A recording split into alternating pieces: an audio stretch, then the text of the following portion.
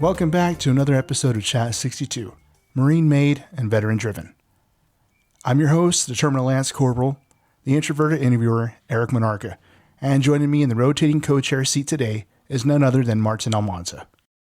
Real quick before we start, we've streamlined our contact info. From now on, if you have any questions, feedback, or ideas for future guests, just shoot us an email at chat62podcast@gmail.com. That's chat62podcast@gmail.com. All right, let's fucking go. We are proud to welcome a brother who knows the highs and the lows of the Marine Corps journey firsthand. Hailing from the rugged landscapes of Humboldt County, California, Lyndon Walker first made his mark at 1st Combat Engineer Battalion, where he served alongside our very own, of course me, Martin Almanza. Later, he became part of our family at the 62 Area PAC. Lyndon's story is one of perseverance, growth, and real-life lessons, the kind that only Marines truly understand.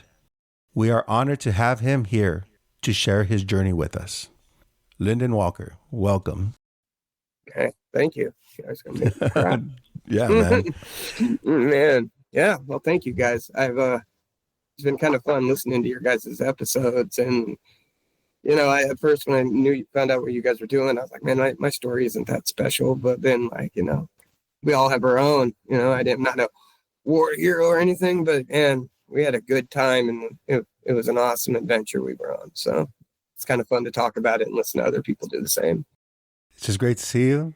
It's been a long while. Bro. Yeah. Eric told me when he told me that you were gonna go on and do the interview. I was like, whoa, no way. It blew my mind. I didn't even, think. I'm glad he did, and I'm glad we're here. And when he told me, I was like, Lyndon Walker checked in her first CEB and I was like already telling him like all this stuff. He was back there with unit diary, he was doing all this great, with fucking Jones and Brooks. Yep. So So I don't know if you remember, but you were the one that, like, when I first checked into CEB, I met you. You took me to my room, and I was this dorky little white kid from Northern California. There was like 3 black kids in my school, and they were like brothers. So then all of a sudden, I remember you walking to my door, and I see Lamont, Jones, Myron, Brooks, and I'm thinking, like, that can't be good. Hello, culture shock. But they were awesome people. CEB was kind of fun, man. Yeah, it was short lived, but it was like, whoa. And I was like, and then of course everything else that we experienced after that, so it was cool. Yeah. Good times. So like I've said before, everybody has their story, man. It doesn't matter if we're war heroes, we're short timers, multiple enlisted, career Marines. Everybody has a story. Yeah, for real. It's kind of funny. Like, there's this guy in town that, like, I remember when I was a senior in high school and in the DEP program, was home on leave. He was a Marine. He was a little older than I. And I was at this party like, dude, I joined. I'm going to be a Marine. And he's telling me I made a mistake and blah, blah, blah. You should get out of it before you can. And I thought, I think I tried to fight him. It was like dumb kid stuff. And you fast forward 20 some years later, he just retired as like a gunnery sergeant. Oh, shit. And total badass guy, been on multiple tours, nice guy, beautiful family. It's just funny to see how the Corps changed you. And like, everybody has their own story for sure. Might have listened to him, who knows? But obviously it worked out for him. All right, we're going to go ahead and let's get to the nitty gritty of this. I am so sorry I didn't prepare a Marine Corps quiz for you. I was a little bit caught up with life lately. So you could always say, well, what's your first general order? That's a good question. That's a good quiz one. Do you remember that? I like to walk my post in a military manner, reporting all and any things about, oh man, what is it? I was kind of close, right? Yeah, you were on. Yeah. I think you were on it. Yeah. Something, I don't remember off the top of my head. You were going. You're going in a good direction, bro. I'll get the Google going, bro. Yeah. Right. So anyway. Yep. To take charge of this post, right? No. That's another one. That's To another walk one. my post from Yeah. flank to flank and take no shit from any rank. That's right. That's a good one. Remember that one? Yeah. All right, Yeah. bro. So let's go ahead and get started, man. Who was Lyndon Walker before the Marine Corps? And before the Marine Corps, I was just a confused kid. I was an only child. My mom and my stepdad were, together forever. Never really got married. When I was like 17, they split up, and that was like kind of weird for me. And again, an only child. We didn't have a lot of money, so my parents weren't going to put me through college. So I was your typical knucklehead. I surfed every day, and I did decent in school, and I had really no direction, and so I had to figure something out. So my buddy, one of my best friends growing up, he was a year older than me. He had joined the Marine Corps, and I was a junior in high school. I went to his graduation down at MCRD, and I got motivated. All of a sudden, I knew what I wanted to do, and I came back, joined, and finished my senior year pretty much knowing where I was going, or basically knowing when I had to quit smoking weed. What was childhood like for you? It was good, it wasn't like, I had a solid family, I grew up in the same house. My dad was a surfer, and pretty outgoing guy. We did a lot of camping, spent a lot of time outdoors. My mom was raised in Tennessee, so she was kind of like the Southern belle, had a heavy Southern accent, and she was like a firecracker. And so I was pretty lucky. We did a lot of camping, a lot of outdoor stuff. I mean, we'd spend our summers driving cross country to visit family in Tennessee, and we'd make it like a 3-week long adventure and camp the whole way. And so if you'd asked me this when I was a kid, I'd tell you it was miserable. I'd sit in a car all the time and sleep in tents. And now I look back at it and I'm like pretty, I'm just trying to do the same thing for my kids now, but it's not as easy on it. Those are the times you look back on very fondly, right? Yeah. I got to experience quite a bit and do a lot of cool stuff. My dad taught me to surf when I was real young. My stepdad, I don't know my biological father, so he was around since I was 5, so he's my dad, and he got me doing some cool stuff. So it's I can't complain. I had a good childhood, a decent one, better than most, I could say. You say you saw a friend, he motivated you, join the Marine Corps. Did you have any challenges joining yourself while enlisting? No, prior to going to boot camp, doing the enlistment process. No, I had a whole 11 months in the DEP program where we met every once a weekend and did exercising. So, and you remember, I was a little guy, so I never had a problem running or lifting my 120-pound body, so I always did pretty well with the physical aspect of everything. And I was pretty motivated prior, my buddy, he went to boot camp, and then, the problem with that is so he got out of boot camp and he was real motivated for a while. And then he went on a deployment and got in trouble or something. So when I went to boot camp, I didn't get a chance to really talk to him. But when I graduated boot camp, he was at my graduation bro, we messed up. They tell us what to do. We can't do shit. And I'm like, a little late now, buddy. I'm in. Yeah. So fortunately, I didn't have the same experience as he did. But yeah. Well, that's good. So yeah. And we had it was a really cool small town. And so prior to growing up, I got in good with the recruiter here, Gunny Lopez. He also drove a tour bus for a local heavy metal band. So he was this weird. Oh, cool. He was awesome, man. He used to always comment about, he always had a mattress in the back bed of his truck with a camper shell. And he'd be like, just don't ask. Just don't ask. But all right. And he sold me on the Marine Corps. He'd tell me stories about when he was young, walking on base with a beer in one hand and a joint in the other. Yeah, really? Fucking sign me up. What? I can't smoke weed no more? Okay. Now, prior to this, did you have any family that you knew of that were part of the military? Yeah, absolutely. So my uncle was in the Air Force. I have 2 uncles. Yeah. So I have 2 uncles. Both my mom's brothers. One was in the Air Force. One went into the Navy. The one that joined the Navy was a corpsman. during Vietnam, and he unfortunately passed away recently, like COVID. Yeah, and he never was right after that.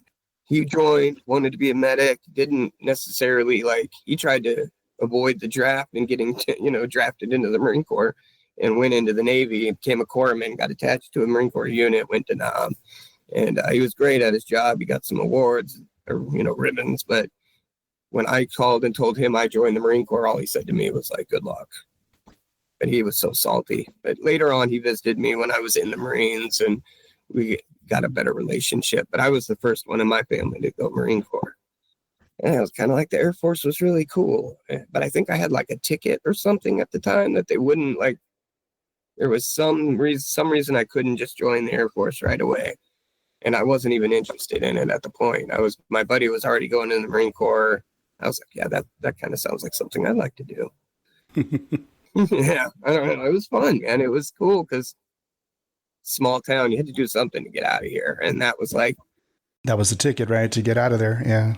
Yeah. And it just, it looked so awesome. I still remember going to MCRD for the first time, being a civilian and getting navigated through the gate, and on that Wednesday when you come and you get to visit with them. And I was like, dude, this shit is badass, dude. You are literally going to be an assassin. I want to do this, it looked so cool. It was pretty cool. I still think it was, even after we did it, it was cool. Did you already have an idea of what you wanted to do when you went in? No, I knew I wanted to go to school for business. And so I remember my recruiter telling me I did it well on the ASVAB test. I was thinking about this the other day, how I could have went so many directions, but I chose fucking administration. He's like, it's something that's always going to be around. You can easily apply that to the civilian world when you get out, and it all made sense. And yeah, I could have been an MP or something, and that could have applied too. But yeah, I went admin. And he also made a good point. If you're an admin, the chances of you getting, I didn't want to get attached to an infantry unit. I didn't want to be I didn't want to be where we ended up. Yeah, right. Yeah, that's true. I was like, he's like, I remember him saying, when you get a choice, don't pick a unit with a V in front of it, like a Victor or anything. And I'm like, cool. So when I saw 121, I was like, yeah, I'm made. Then we attached, CEV merged with y'all. It was like, oh. Womp, womp, womp. Actually, we were all stoked because we were moving up to the red roof with the new barracks and stuff. And yeah, compared to where we were at, yeah. Yeah, we'll get there on that. We'll get there. That was fun. Yeah, that was fun. So yeah, that was I guess pre Marine Corps. Lyndon was typical kid, man. Did good school, wanted to do something to get out of this town, and the Marine Corps was a great option. I kind of looking back at it. I kind of think they should make people do a couple of years of enlistment. It was the best thing for us. And yeah, I wouldn't have told you this at the time, but it was the best thing I ever did. Well, you're in our 40s, we're and it's a trip that you say that, because one of the guys that one of the ones I interviewed the last time, Gunny Moon, he said the same thing. That the kids should enlist. They should have something where the kids enlist at least for a couple of years, just to teach them some structure. Yeah, and it's here we are years later, and I'm still receiving benefits from it, utilizing the VA, and it's just great. They're there. It's something we all tied into, and they're there for life now. It's a great thing. Yeah. It's family. How was MEPS? MEPS was cool for me because where I'm at up in Northern California, we're in considered the lost coast because it's so hard to get in and out of here. Mm-hmm. And so MEPS, the nearest MEPS station was San Francisco or Sacramento. It's about 6 hours away. So I was, 17, driving with my recruiter, and got my own hotel room in the city for a couple nights. It was great to me.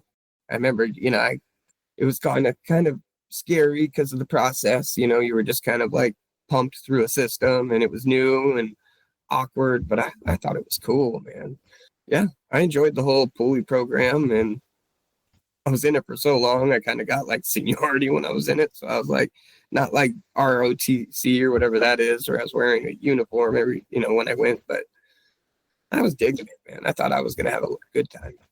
How long were you in the MEPS program for? 11 months. Oh, okay. Wow. Yeah, that's a long time. Yeah, like my buddy graduated a year before I did. And he came home like from boot camp, right after I was started my senior year. So I was basically already in at that point.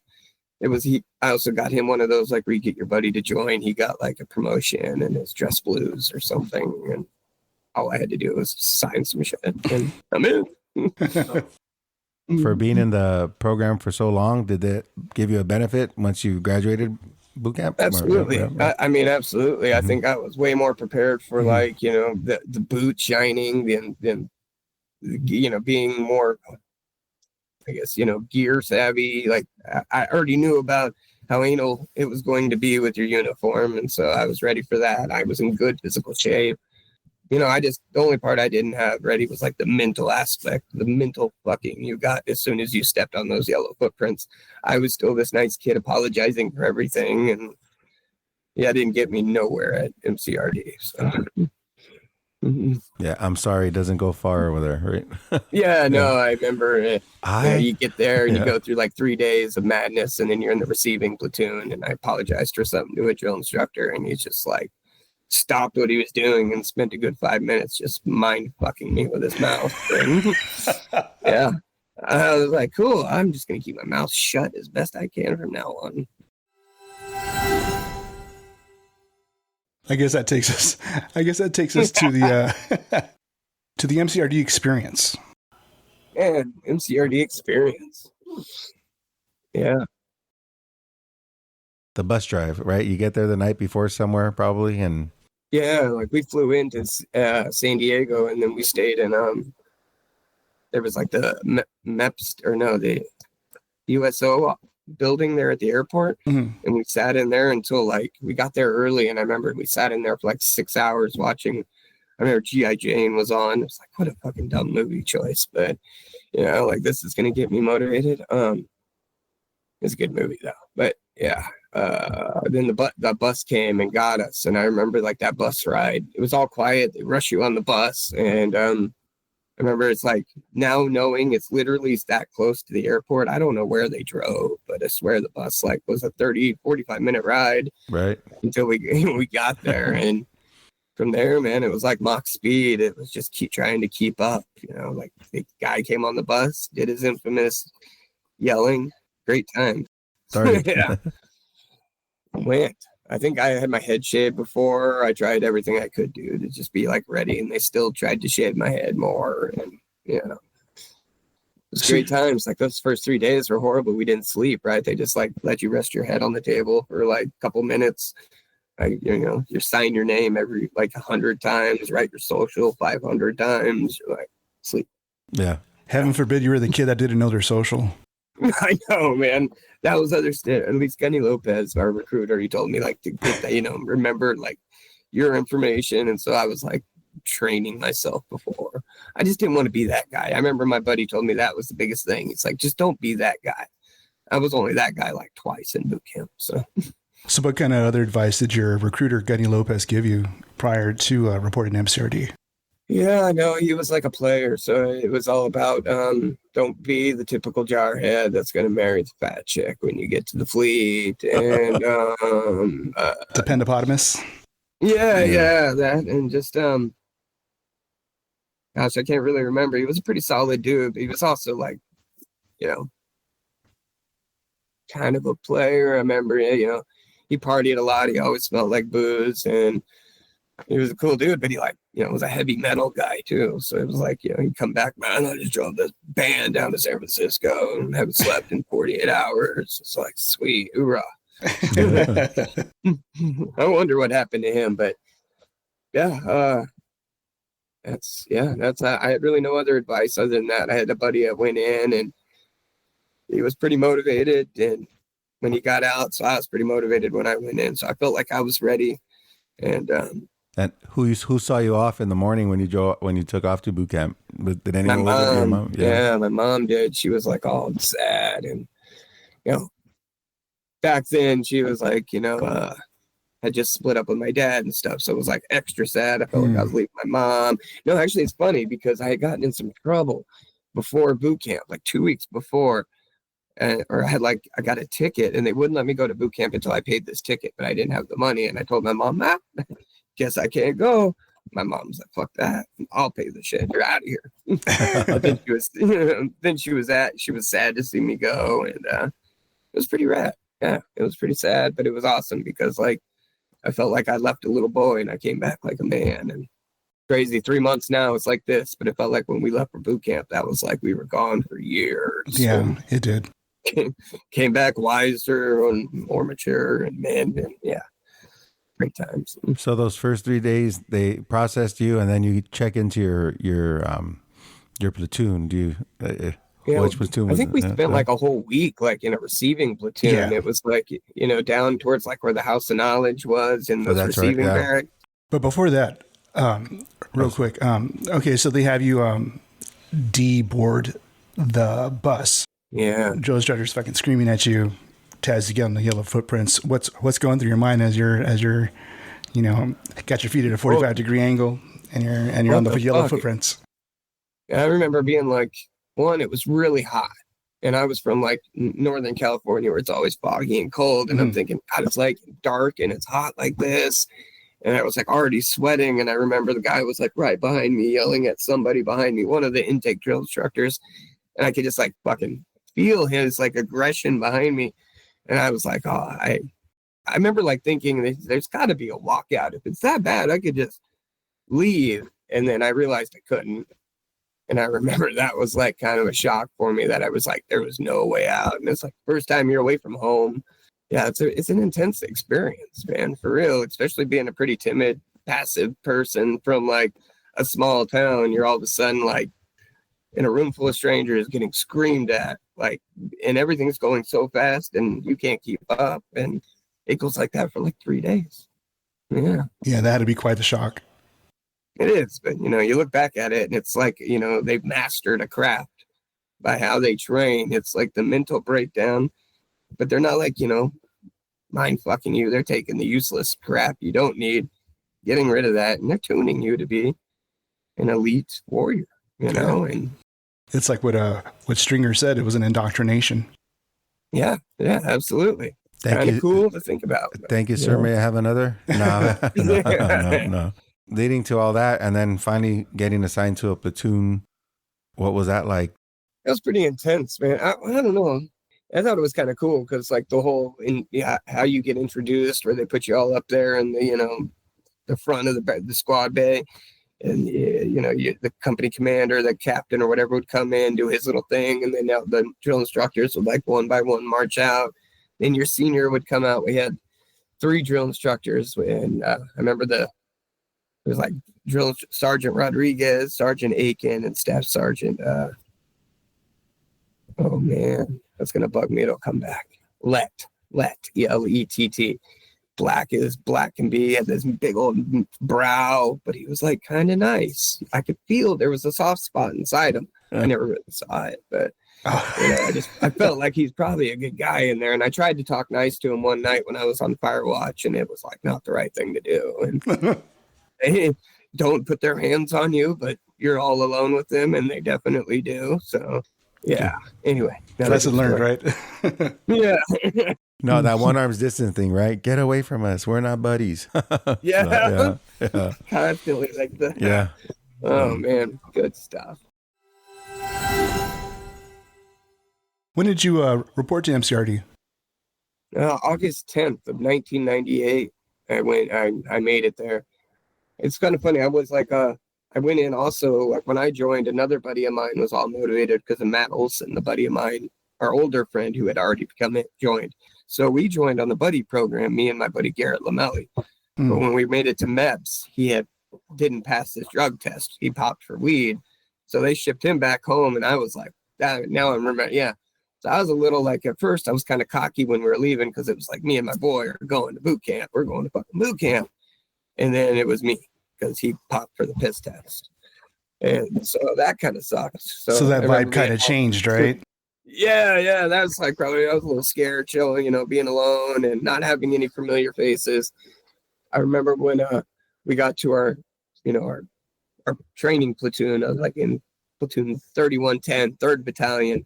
So for some reason, all the battalions, remember, were like, if you were in 3rd, you were like hardcore first, we're a bunch of pussies, or which y'all did the same shit. I know, exactly. There was all that weird mental. I was in 3rd Battalion too, so I was in my company. Yeah, I was in insane India. Yeah, so it was kind of fun. I remember one of the guys from my high school, he was like, there was like 8 platoons and your training battalion, and he was in another one. He was in the one downstairs from me. So we saw each other every day in passing, but never could hi, hey Josh. Always like out of your peripheral because you're too fucking afraid to break, the POA and all that good jazz. But that was kind of cool. But no buddies in there. Yeah, that'd be quite a challenge. And that was like 25 years ago, and I can still feels like yesterday almost, right? Yeah, it does. It definitely does. So what was the boot camp experience for you like once you picked up with your platoon in India Company? Oh man. Yeah, I remember going through it pretty well. It was, it was hard. I was writing a lot of letters. I remember being like emotional, and I had the top rack, and I'd be laying there at night watching the fucking planes come and go, and you're just like, oh, one day. And it was kind of also like motivating, but hard that you would like see the Marines or the recruits that were training cycles ahead of you that were like going through the motions that you were going to be going through in a few weeks. And that was like kind of like, I'd be sad watching them, like wishing I was them, but also motivated because it's just a few weeks away. But the days were long there. San Diego was really hot. I remember there was a lot of Black Flag days in the beginning. So we did a lot of training inside the squad bay or inside the barracks. We'd part the seas and move all the racks to the wall and do like, drill right there in the squad bay. And that kind of sucked. But I didn't really have as much trouble with the physical side. It was just like the mental stuff that like was kind of hard on all, everybody, just the adjusting in the beginning. It wasn't too hard after a while. I don't know. I wouldn't do it again, looking back, but maybe I would if I was a kid. But I don't know. I had a lot of fun with it, made a lot of friends. I remember just wanting it over the whole time, It's like every day, like being up before, like, the sound of reveille here and the drill instructor walking up and down the aisle and just cringing, not knowing exactly. Yeah. I was nerd. Just hearing that tap, tap. Yeah. Yep. Too afraid to move or look around and just lay there. The last thing you wanted to do was to make eye contact with them before reveille went off. As they're walking down the aisles or walking in between the racks. I hated that shit, dude. Oh, dude, I did too. And it's like, it's crazy still to this day. Like I wake up ahead of my alarm and I just lay there, and it's like programmed from that shit probably. Oh yeah. Pre-wake up, lay there and observe. Your challenges, you said there were mental challenges. Was it just the screaming, the fucking mind games that would play, or? It was like kind of all of it, because like it was a quick realization that you were only as good as the guy to the right or the left of you. Because I remember this guy Spearman was in the rack right next to me, and he was that guy. He was the rock. He was the one that was like, good to go, Spearman. Get your rack mate. The rack mates to your left. The rack mates to your right. So how like, I constantly worried I didn't want to be that guy that was like making other people suffer. I never wanted people to be pissed off at me like I was at that guy for not giving it 100% all the time. So, I feel like it was a challenge, man. You're always just trying to be the best version of yourself. I mean, even thinking back to physical, that's kind of like an exaggeration. Like I could run. I was always good at running. So I was always in the rabbit group, I guess. I had no problem with that. But a lot of the other physical stuff whooped my ass, man. I remember like the obstacle courses, like doing those were pretty intense.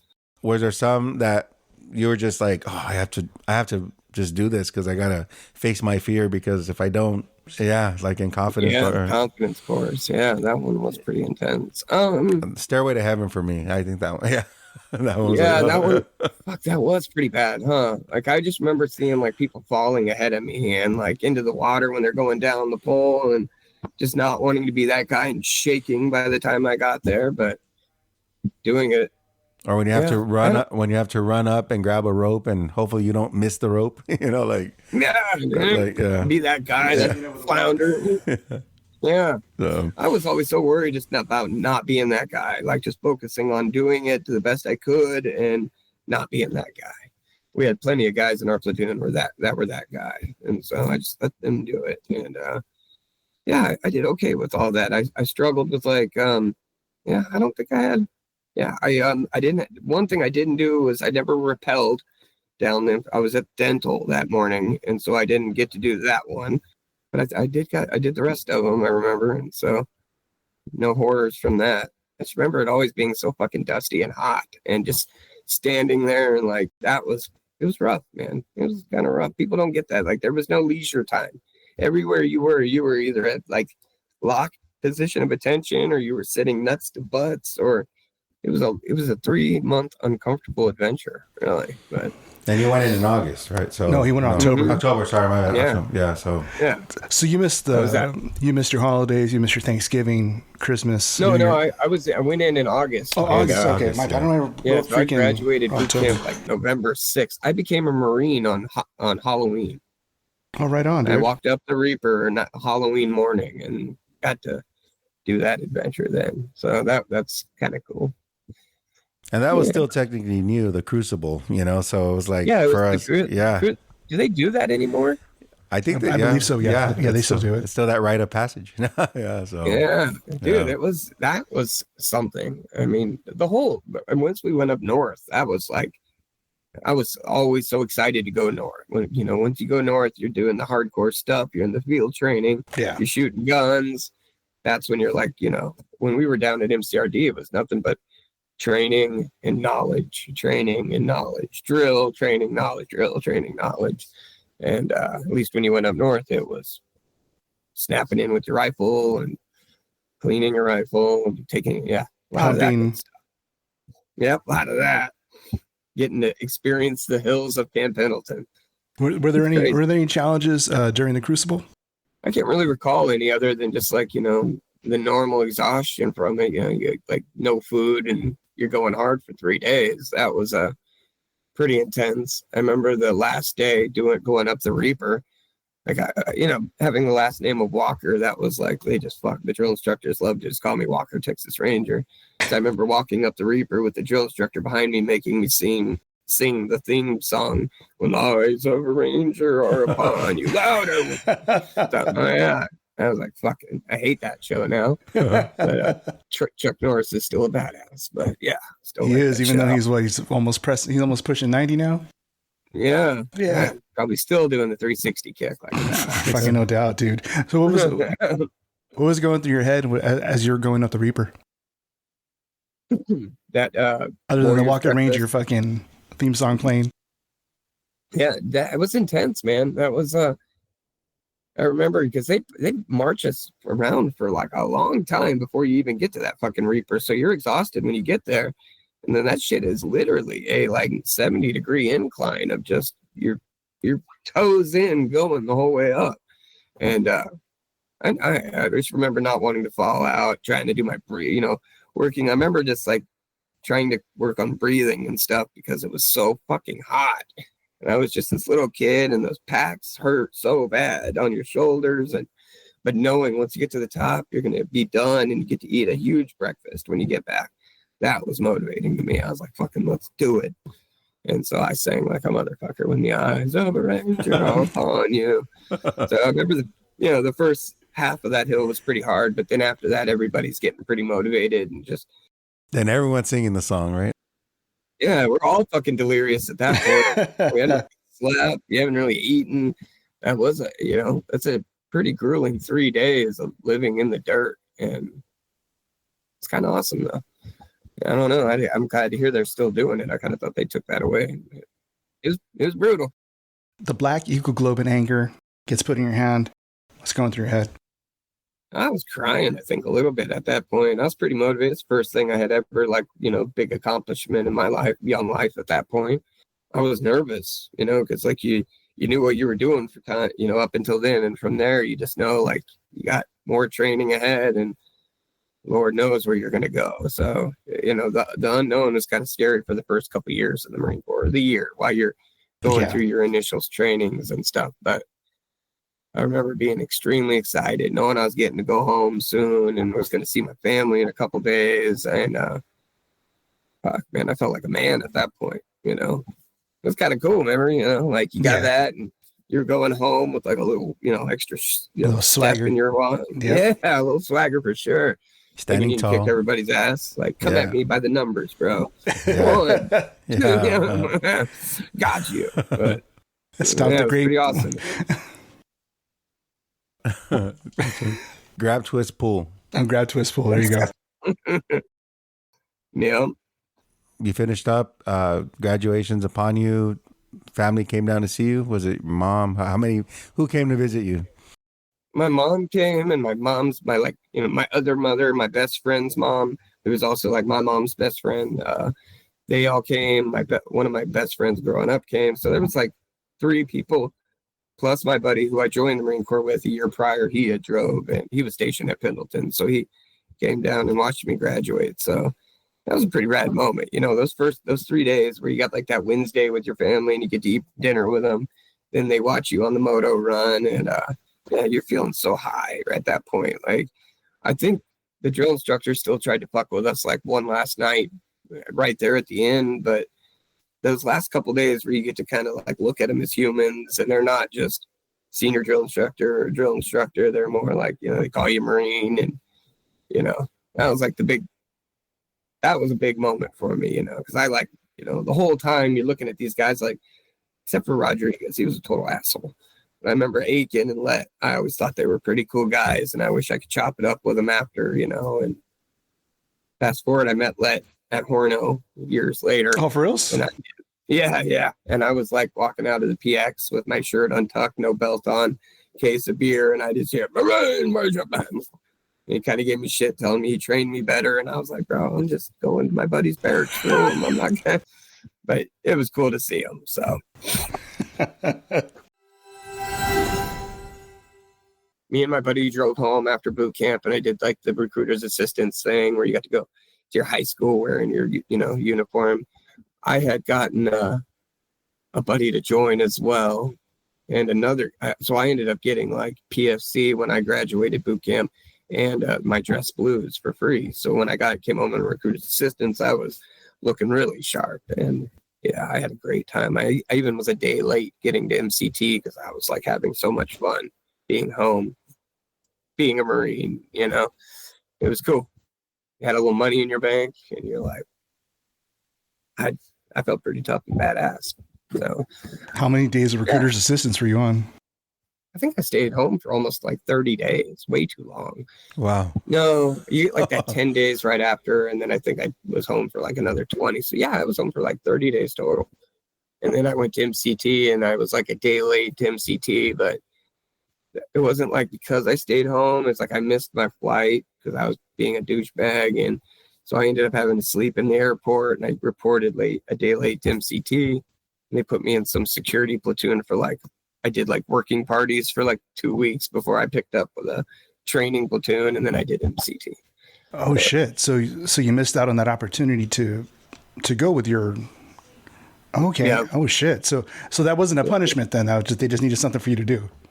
Yeah, they just kind of kept me busy on like working parties, like mopping and buffing the floor. I learned how to use a buffer, and did like basically fire watch every night. There was like 4 of us. And it's crazy. Like when I got to North Carolina, I did the same thing there for a little while. Like I did guard duty around a tow armory for like a couple weeks before the schooling started too. Oh, shit. They always keep you busy. I did a lot of fucking working parties, a lot of fire watch, a lot of security detail. That's walking around something I don't really know what it was, but I had to do it, right? Yeah, listening to like my Discman and shit. So yeah, MCT was badass. I enjoyed that.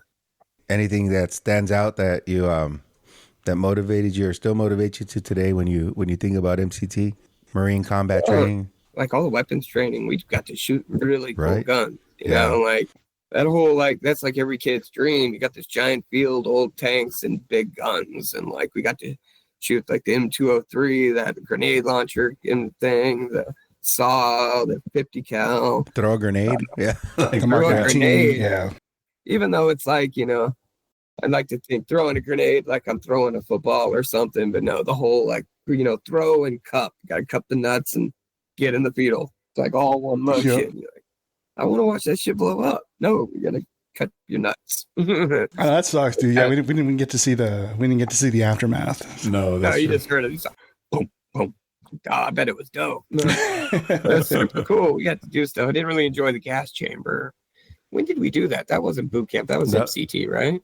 Boot camp was gas. They Was did a boot gas camp chamber. too. Yeah, Yeah. Was it? Okay. yeah, boot camp, They and then they do it again. I think they do it again in MCT, and then I think we did it again out in the field when we were out in the. Yeah, that was annual training. Yeah. Yeah, I remember doing it like a couple times, and that was horrible. Boot camp was worse because they fucked with you too. They take your mask off, and they're like walking around like tapping you in the stomach or making you like do jumping jacks and stupid Respect shit. your general orders. Yes, like I can't even fucking breathe, and you want me to say something? Like, okay, that was horrible. And yeah, I didn't like that or fucking swim qual. I grew up a surfer. I'm a pretty strong swimmer. I feel confident in the water, and swim qual was horrible. Like, I remember jumping in the water with your boots and cami, and you're trying to use your rifle sling, and it's like a flotation. Stupid. But I get the point of it. But like I thought I almost was going to drown. I barely got through that, and I never had to do swim qual again. Thank goodness. I don't know if that was a yearly one, but if it was, That was supposed to be, but I guess it depended on the training officer and if they're really on their their routine. Yeah. Most of the time they weren't. Then off to North Carolina. Yeah, good old North Carolina, Camp Johnson. North Carolina. Camp Johnson. That was fun though. Like we were only there for, I guess we were there for quite a while. What was the specific MOS that you had signed up for?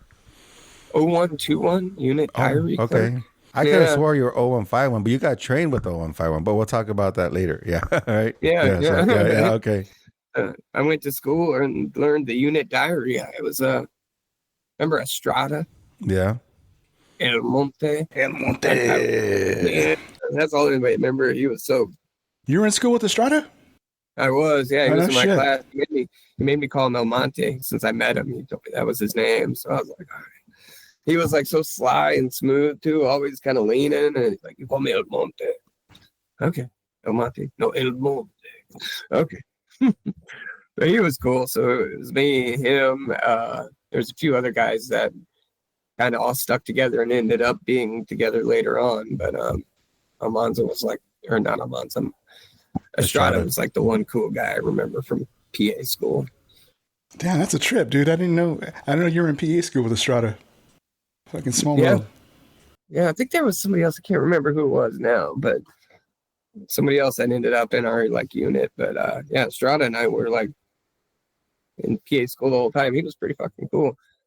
I don't know what he's doing now, but that'd be an interesting. That's I've often thought about doing a one-off episode and just calling it whatever happened to, and then fill in the blank. Yeah, and, totally. And Estrada is like definitely one of the ones on the top of my list, and just to gather a bunch of us that knew Estrada and just hey, whatever happened to Estrada, and just share stories about him. Yeah. There's a few of those guys that Yeah, I hear he left El Monte and he went to Texas, right? He went to Texas. Yeah, moved to Texas. I never saw him leaving El Monte because that's my hometown too.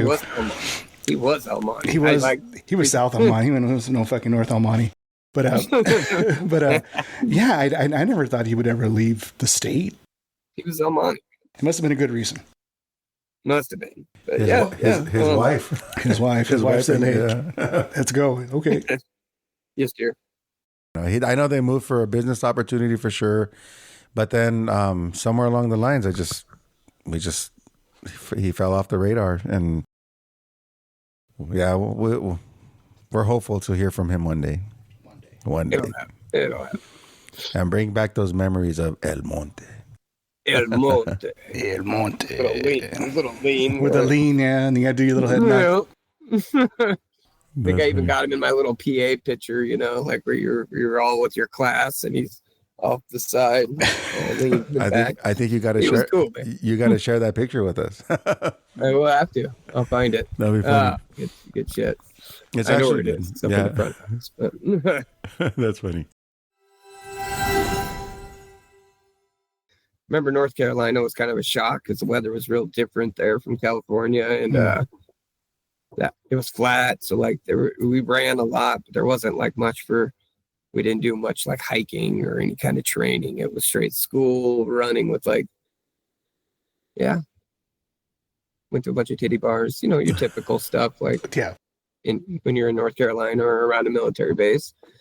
Yeah, I did pretty good in school. So I remember picking like the West, like we were talking about earlier, where like you're in the class, and I just focused on not picking one with a V in front of it, and ended up with 121 at first CEB. And was it challenging for you? Yeah, because Unitary was pretty dumb. It was all codes, and like you're basically just doing data entry. And so it was a lot of schooling on different data entry and like this new system. And I'm a kid out of high school, so I'm learning computers were kind of still new for us, and learning to do these data entry with these 6-digit codes. So I remember the schooling was like kind of stressful because I felt like it was a lot more knowledge I would have to retain than I really did.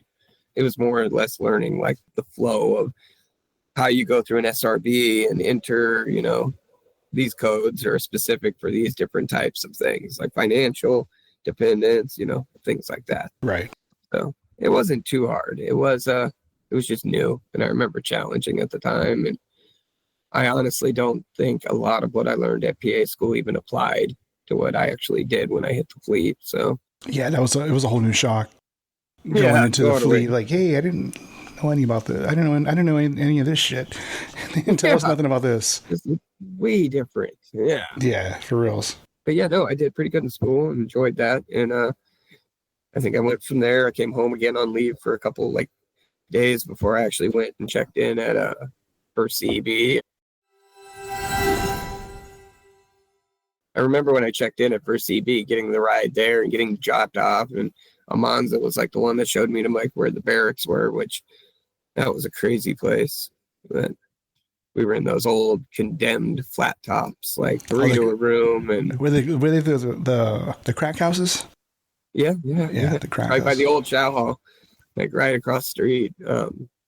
Yeah, they were total crack houses. Yeah, they closed down the chow hall when we went in December, right? Yeah, they're making a whole nother one across the street.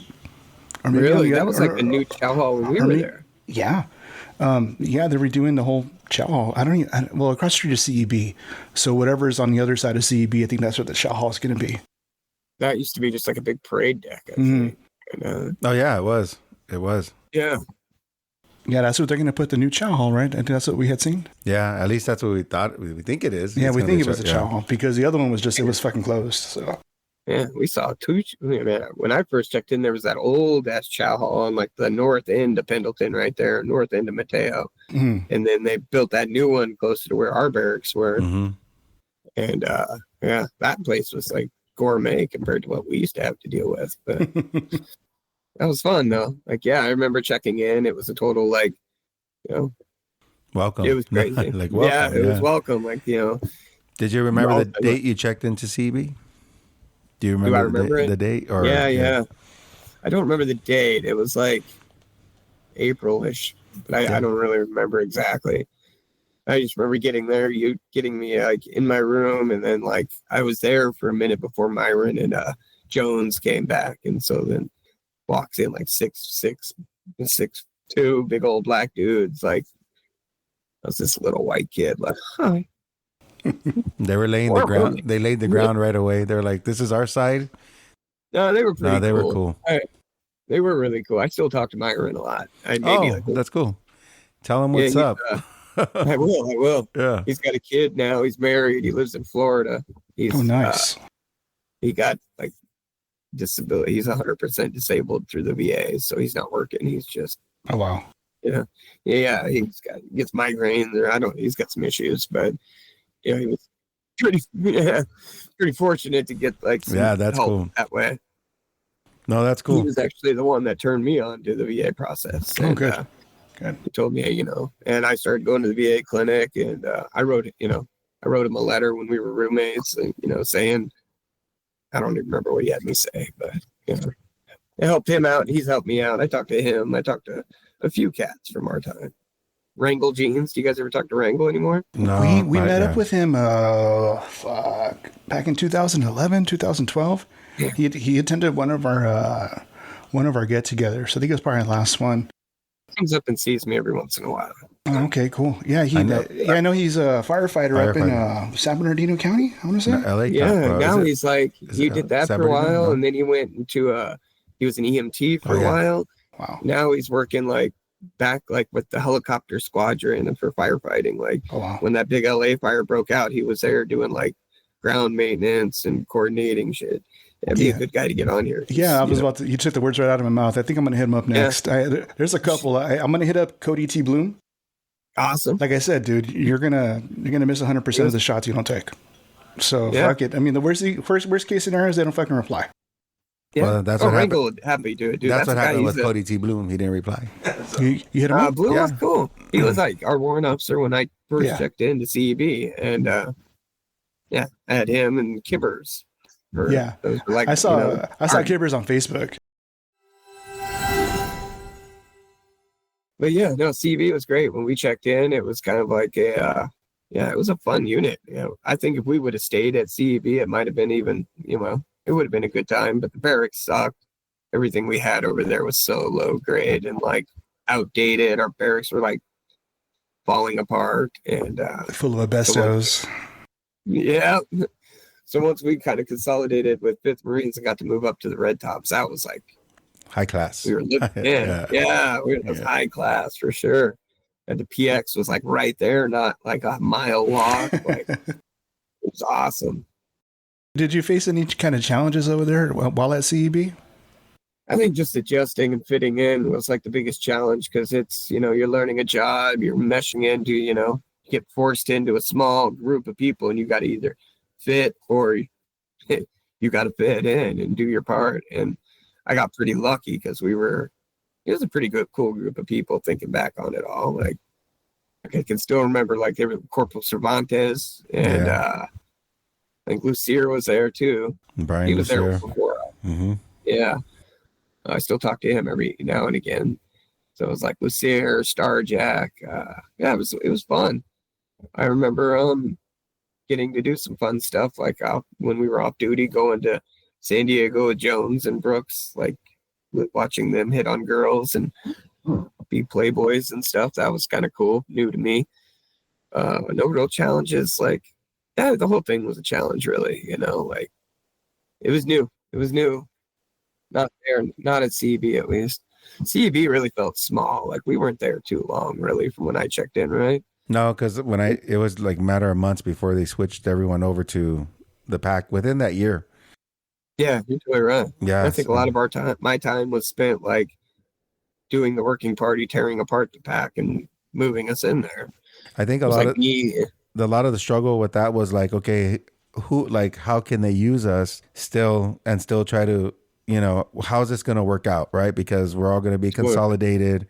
From the CAC to the pack, right? So that needs to be a T-shirt. I remember when I asked what CAC stood for. Of course, it's like Consolidated Admin Center, right? But Cody T. Bloom really made it more memorable when he said, "This is our Combat Action Center." So it's like, okay, Combat Admin Center, Combat Admin Center. Admin.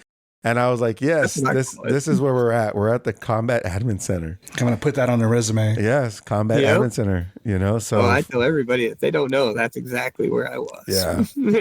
They'd have to know for me to tell them otherwise. I was with the CAC. At the CAC. Combat Admin Center. CAC to pack. Yeah. But it was cool. It was a small unit, and I just know that it was intense. I remember that Sergeant Major that was in charge of the unit just liked doing a lot of making sure we were all squared away. I think before he was a nutcase. Yeah.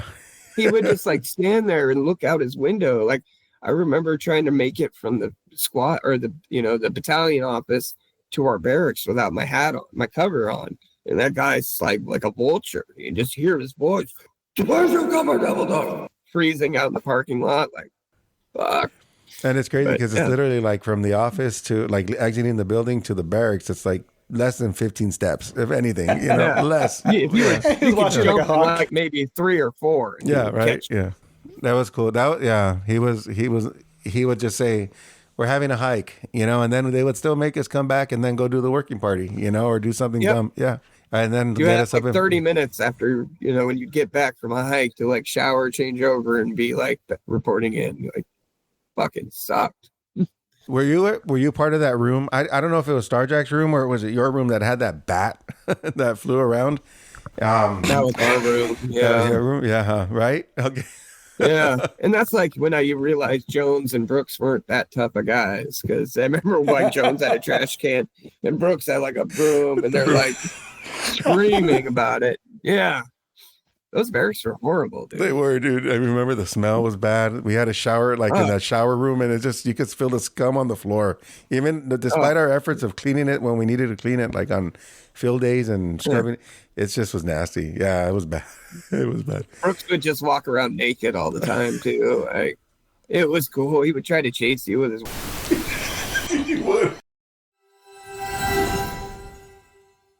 So from the move to CAC to PAC, I know there was different sections within the PAC. What one were you part of specifically?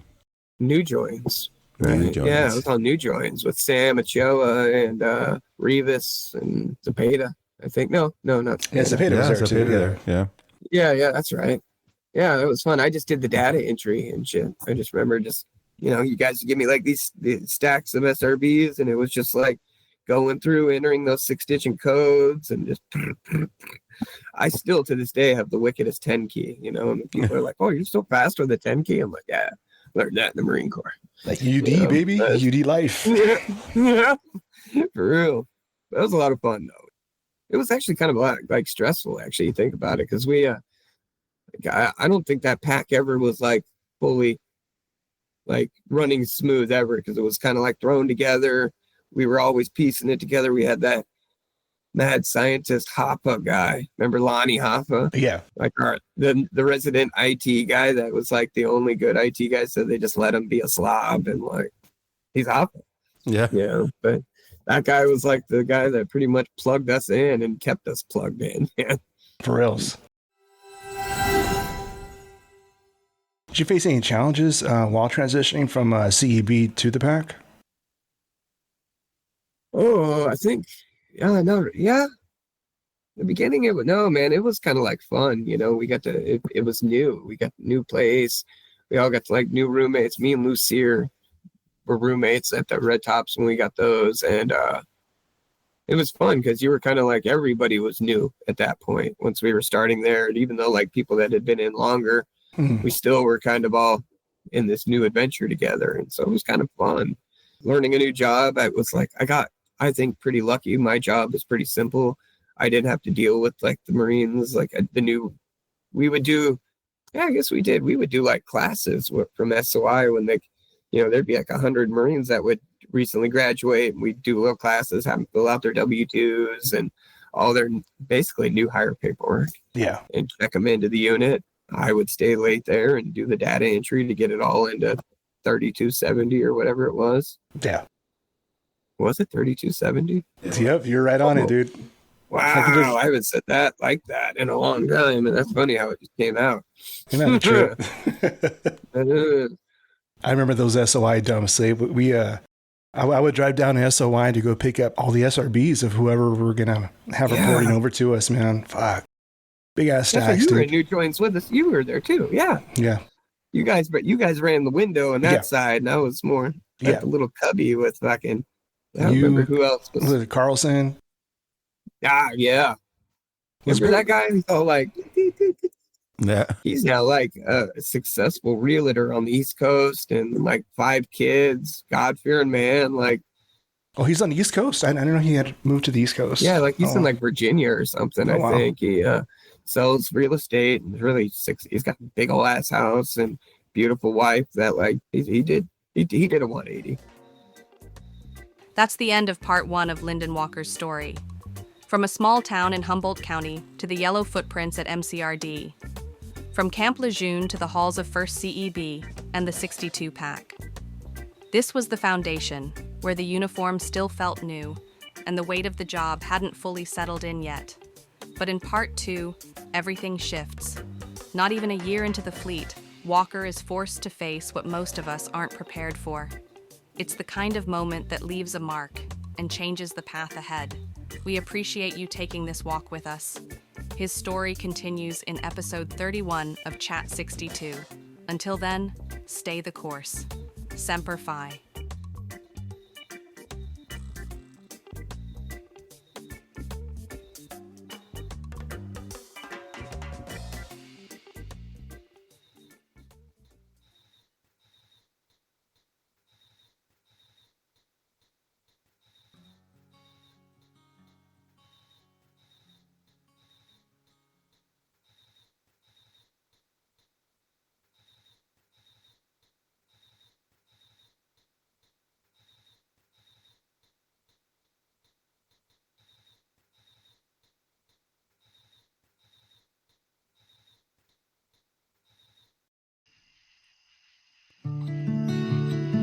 Brothers and sisters at arms, are you struggling with your mental health? You are not alone. There is help available. The National Suicide Prevention Lifeline is there for you. Call or text 988 to connect with a trained crisis counselor 24/7. Do not hesitate to reach out for support. You are strong. You are loved. Semper Fi.